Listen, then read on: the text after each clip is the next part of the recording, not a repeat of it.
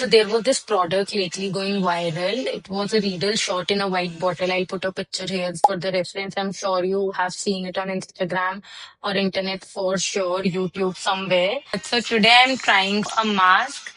It looks like this.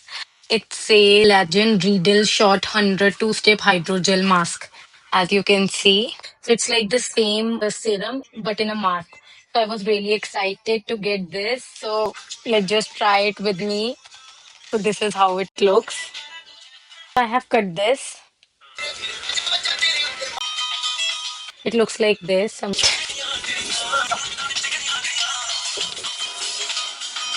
Now comes the main part.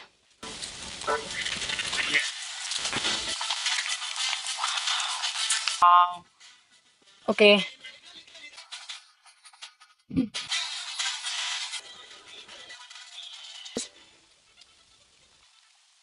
let's see.